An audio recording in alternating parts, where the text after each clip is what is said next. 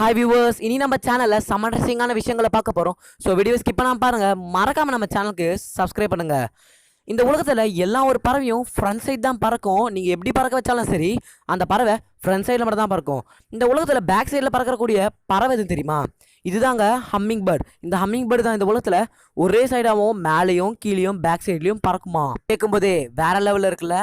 Next பாருங்கள். இந்த உலகத்தில் நிறைய பறவை இனத்தை பார்த்துருப்பீங்க. எந்த பறவையால் கழுத்தை ஃபுல்லாக திருப்ப முடியும்னு நீங்கள் பார்த்துருப்பீங்களா? நம்ம பார்த்தது வரைக்கும் கொஞ்சம் கொஞ்சம் தான் திருப்போம்.